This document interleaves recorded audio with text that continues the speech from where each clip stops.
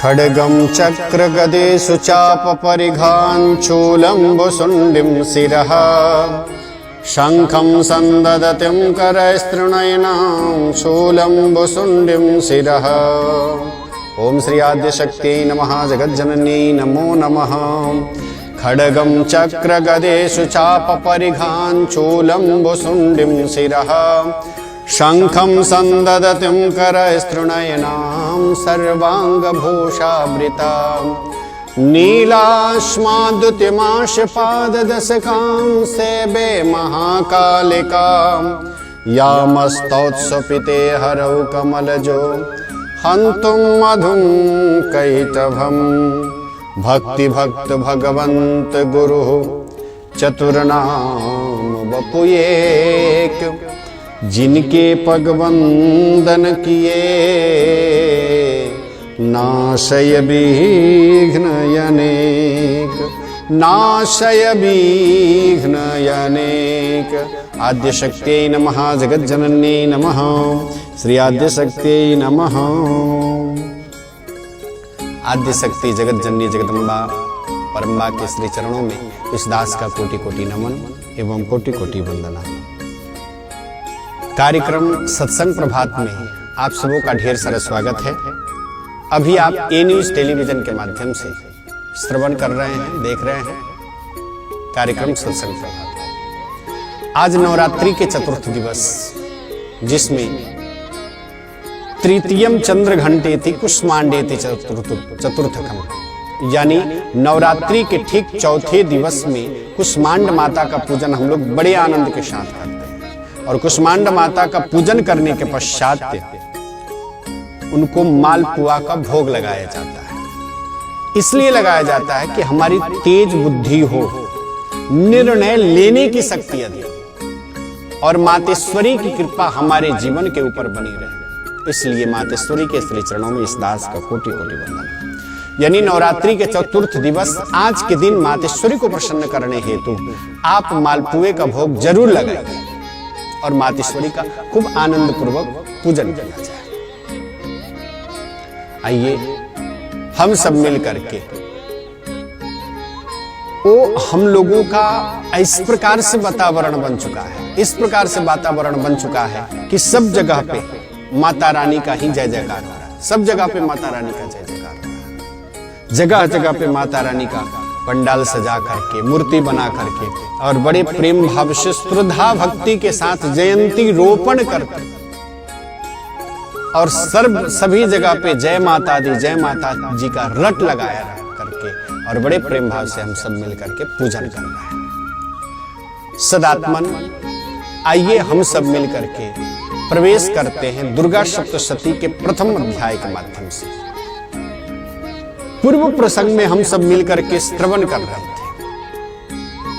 कि मेधा मुनि कहते हैं कि ये संसार जो बार बार मोहित हो रहा है ना, उसमें जितने भी लोग मोहित हो रहे हैं, ये महामाया की सबसे बड़ी कृपा है। और महामाया के कारण से ही ये पूरे जगत जो है मोहित हो रहा है। तो मन में इस प्रकार से सुरथ नाम के राजा के मन में इस प्रकार से जो है प्रश्न उत्पन्न हुआ कि हे ऋषिदेव, ये महामाया देवी कौन है? जिस देवी के बारे में आप कह रहे हैं ना, ये महामाया देवी कौन है? वहां पे बड़े ही सुंदर बात बताते हैं मेधा मुनि कि सारा जगत ही उन्हीं में मानो कि लीन हो रहा। पूरे संपूर्ण जगत एकार्ण हो करके और निमग्न हो करके और सब जगह जल ही जल था। और वहां पे शेष सैया पे आराम कर रहे थे, यानी योग निद्रा का आश्रय लेकर के भगवान विष्णु योग निद्रा का आश्रय ले रहे थे। और उनके कानों के द्वारा दो असुर प्रकट हुआ। उनके नाभि से कमल का प्रादुर्भाव हुआ और ब्रह्मा जी महाराज प्रकट हुए। जब इनके कानों से जब ये असुर मधु और कैटभ असुर जब प्रकट हुआ उसी समय में अब ब्रह्मा जी महाराज को जो है खाने के लिए मानो कि तैयार हो गया। अब ब्रह्मा जी महाराज अब स्तमन कर रहे हैं, भगवान विष्णु जो है योग निद्रा का आश्रय ले रहे हैं। अब मैं किसको जगाऊं? अब उन्होंने ब्रह्मा जी महाराज बड़े प्रेम भाव से स्तुति करना प्रारंभ कर दिया। ब्रह्मा जी महाराज स्तुति कर कि तुम स्वाहा तुम स्वधाहि तुम वसटकारो स्वरात्मिका शुधा त्वम अक्षरे नित्यम त्रिधा मात्रात्मिका स्थिता अर्धमात्रा स्थिता नित्या यानोचार्या विशेषतः। यानी कहते हैं तुम स्वाहा तुम स्वधा तुम ही वसटकार स्वरात्मिका। हाथ जोड़ करके ब्रह्मा जी महाराज कहते हैं कि हे देवी, तुम ही स्वाहा तुम ही वसटकार और स्वर भी तुम ही स्वरूप हो। तुम ही जीवन दायिनी सुधा हो। नित्य अक्षर प्रणों में आकार उकार मकार मात्राओं के स्वरूप में भी तुम ही हो। हे मातेश्वरी, आपके श्री चरणों में इस दास का कोटि कोटि नमन, दास का कोटि कोटि नमन। और ब्रह्मा जी महाराज खूब स्तुति सुनाते हैं, खूब अच्छे से स्तुति सुनाना प्रारंभ करते हैं। ब्रह्मा जी महाराज कहते हैं महामाया च भगवती महादेवी महासुरी प्रकृतिस्त्वं च सर्वस्य गुणत्रय विभाविनी। हे मातेश्वरी, भगवान विष्णु योग निद्रा का आश्रय ले रहे हैं। हे परम्बा, हे जगदम्बा, आपसे निवेदन है कि भगवान विष्णु को आप इस योग निद्रा से आप जगाइए और जगा करके मधु और कैटभ को जो है वध कराइए। ब्रह्मा जी महाराज यहां तक कह दिए, क्या कहे? मोहयितौ दुराधर्षौ वसूरौ मधुकैटभौ प्रबोधं च जगत स्वामी नियता मच्युतो लघो। हे मातेश्वरी, योग निद्रा का भगवान जो आश्रय ले रहे हैं उस आश्रय को आप दूर करिए, भगवान को आप जगाइए, क्योंकि भगवान योग निद्रा का आश्रय ले रहे हैं। हे मातेश्वरी, आपसे निवेदन है इस योग निद्रा से आप भगवान को जगाएंगे, हमारे ऊपर जो विपत्ति है, जो कष्ट है, जो परेशानी है, भगवान सब दूर कर देंगे। और महाराज उस समय में खूब स्तुति ब्रह्मा जी महाराज किए। और उस समय में श्री ऋषि जी कहते हैं, यानी मेधा मुनि कहते हैं कि हे सुरत नाम के राजा और हे वैश्य, एवं स्तुदा तदा देवी तामसी तत्र वेधशा। कहते हैं कि हे राजन, जब ब्रह्मा जी ने वहां मधु और कैटभ को मारने के उद्देश्य से भगवान विष्णु को जगाने के लिए तमोगुण की अधिष्ठात्री देवी योग निद्रा का स्तुति, तब भगवान के नेत्र मुख नासिका बाहु हृदय और वक्षस्थल से निकल करके अव्यक्त ब्रह्मा की दृष्टि में समक्ष खड़ी हो गई। यानी महामाया योग निद्रा से मुक्त होकर के जगत के जनार्दन भगवान को शेष शैया से जगा दिया। ओ मातेश्वरी, भगवान को शेष शैया से जगा दिया। और भगवान विष्णु का जैसे ही नेत्र खुला महाराज, जैसे ही नेत्र खुला, कहते हैं उस समय में भगवान विष्णु कहते हैं भविता मध्य में तुष्टौ मम बध्यावु भावपि किमन्नेन वरेणात्र एतावधिवृतं मम एतावधिवृतं मम। भगवान विष्णु कहते हैं, भगवान विष्णु जब देखे सामने में मधु और कैटभ, ये दोनों ब्रह्मा जी महाराज को खा जाएगा, लगता है इस प्रकार से ब्रह्मा महाराज को जो है खा जाएगा, झपट लेगा। अब भगवान विष्णु देखे तो उस समय में युद्ध करना प्रारंभ कर दिए। खूब युद्ध हुआ महाराज, मधु और कैटभ में खूब युद्ध हुआ। मधु और कैटभ कोई साधारण थोड़े ही थे कि कम ही युद्ध हो जाता। ये तो भगवान के अंश से ही मानो कि निकला हुआ है, भगवान के कानों से ये निकला हुआ है। उस समय में महाराज मधु और कैटभ अब दोनों मन में इस प्रकार से विचार करना प्रारंभ कर दिया। खूब युद्ध हुआ, ढेर सारे दिन तक भी युद्ध हुआ। उस समय में भगवान विष्णु कहते हैं कि सुनो, तुम लोग युद्ध कर रहे हो, तुम लोग बलवान हो, मैं जानता हूं तुम लोग बलवान हो। एक काम करो, मुझसे वरदान तुम लोग मांगो। तुम लोग बड़े ही बलवान हो, मुझसे तुम लोग वरदान मांगो। देखिए, आसुरी संपदा के जो लोग होते हैं ना, उल्टे में जो है जवाब देना प्रारंभ कर देंगे। उन्होंने क्या जवाब दिया कि तुम क्या मुझे वरदान दोगे? वरदान लेना है तो हम दोनों से तुम वरदान ले लो। भगवान कहे कि ये समय अच्छा है, तुम लोग प्रसन्न हो क्या? मधु और कैटभ कहा कि हम बड़े प्रसन्न हैं, मांगो जो चाहिए, आपको हम देने के लिए तैयार हैं। भगवान कहे एक काम करो, तुम मेरे हाथे मारे जाओ। जब तुम मुझे वरदान दे रहा है तो बस इतना ही करो कि मेरे हाथे तुम लोगों की मौत हो जाए, वध हो जाए। अब महाराज ही बड़ा सोच में पड़ गया, फिर अपना दिमाग लगाया और दिमाग के कहा कि ठीक है, अच्छी बात है, आप मुझे मार दीजिए, लेकिन सूखे जगह पे मारिए। क्यों? देखा था कि सब जगह ये सृष्टि जो है पूरे जलमग्न था, पूरे जलमग्न था, जल ही जल था। उस समय में इसने कहा कि एक काम करिए, आप मुझे सूखे जगह पे मारिए। और उस समय में महाराज भगवान उन लोगों को विलोक्यताभ्याम गदितो भगवान कमले क्षण आवाम जहीन यत्रोर्वी सलिलेन परप्लुता। और उस समय में महाराज कहते हैं कमल नयन भगवान क्या किए उन्होंने? तथास्तु कह रहे हैं, ठीक है, ऐसा ही होगा।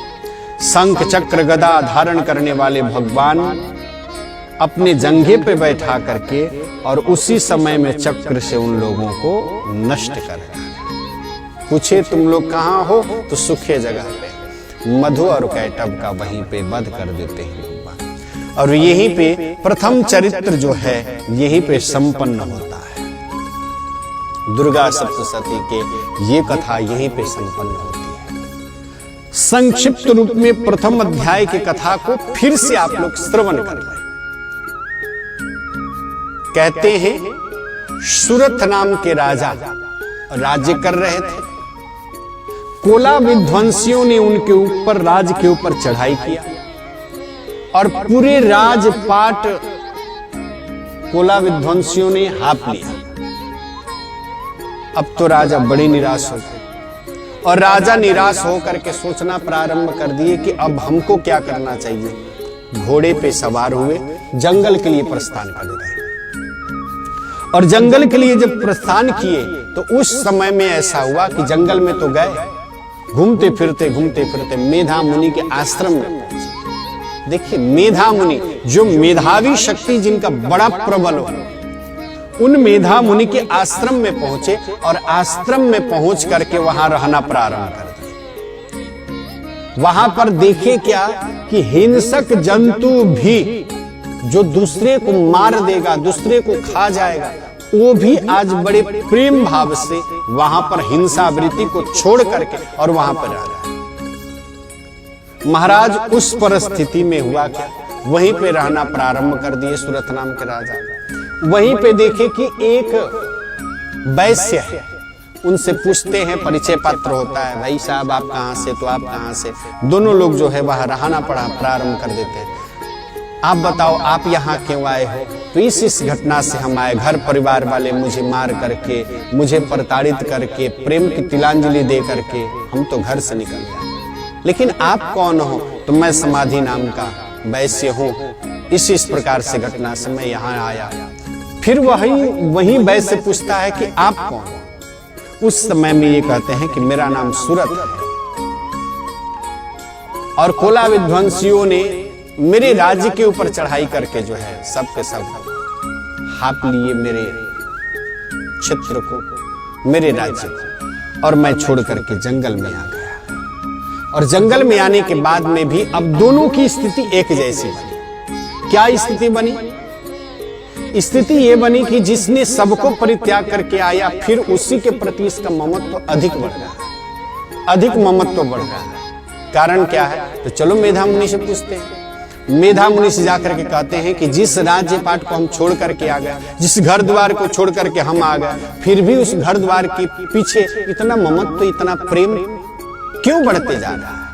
अब वहां पर जो है मेधा मुनि बताते हैं ये संसार जो है वही महामाया की कृपा से बार बार आकृष्ट हो रहे हैं, मोहित हो रहे हैं, सब लोग मोहित हो रहे हैं। और महाराज उसी समय में बताते हैं कि भगवान जो है शेष सैया पे पूरे जलमग्न था सृष्टि, और भगवान शेष सैया पे विराजमान थे, और भगवान शेष सैया पे विराजमान होकर के योग निद्रा का आश्रय ले रहे थे।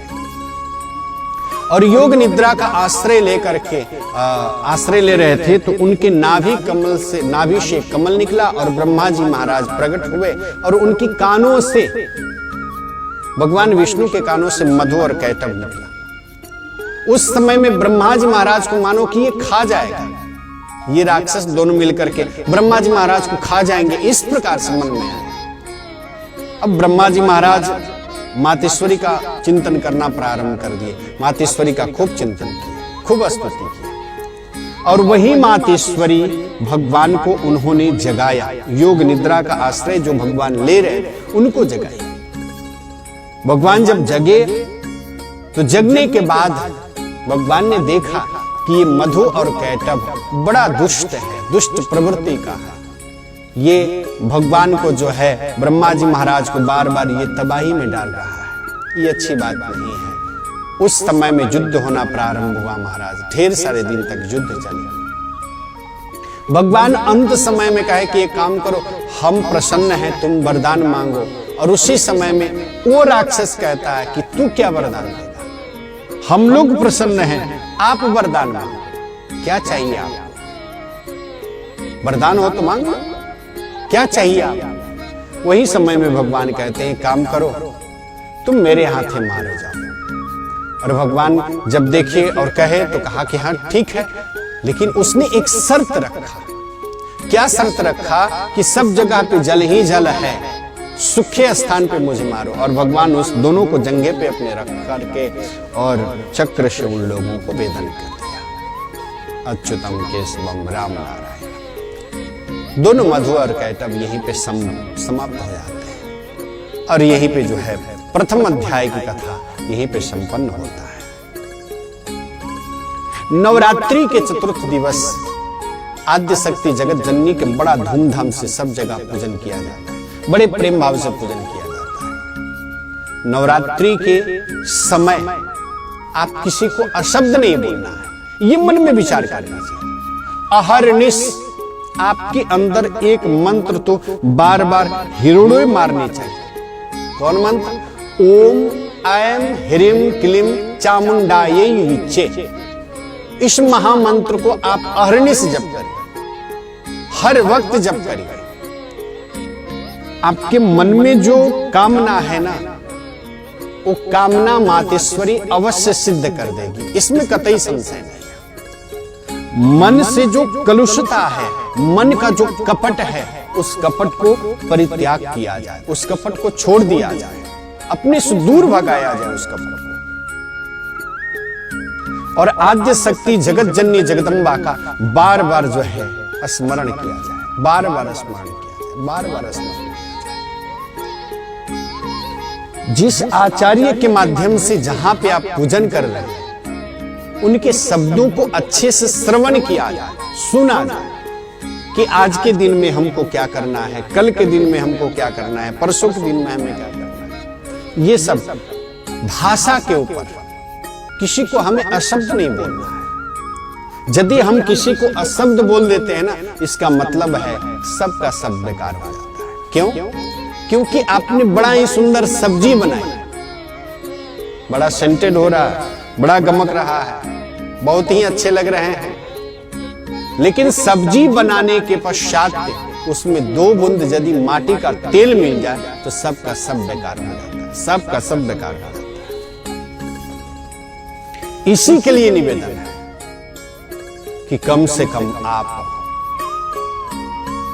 अपने आचरण को, अपने स्वभाव को, अपने व्यवहार को खूब अच्छे से माता रानी का स्मरण करते हुए, माता रानी का पूजन करते हुए बड़े प्रेम भाव से अपने दिनचर्या को लगाया जाए। हाँ, एक चीज जरूर स्मरण में रखा जाए कि आपको सूर्योदय से पहले जैसे भी जग जाना है, नित्य क्रिया कर्म के पश्चात आपको जिस प्रकार से फूल लेकर के आना है, फूल पत्ती वगैरह संग्रह करना है, दुर्वा संग्रह करना है, ये वस्तुएं हमको लेकर के आनी है, सबको इकट्ठा कर लिया जाए और इकट्ठा करने के पश्चात बड़े प्रेम भाव से स्नान किया जाए और स्नान करने के पश्चात खूब अच्छे से सजा करके, और जहां आप किसी पंडाल में बैठ रहे हैं पूजन करने के लिए, वहां पर पहुंचिए, खूब अच्छे से पहुंचिए।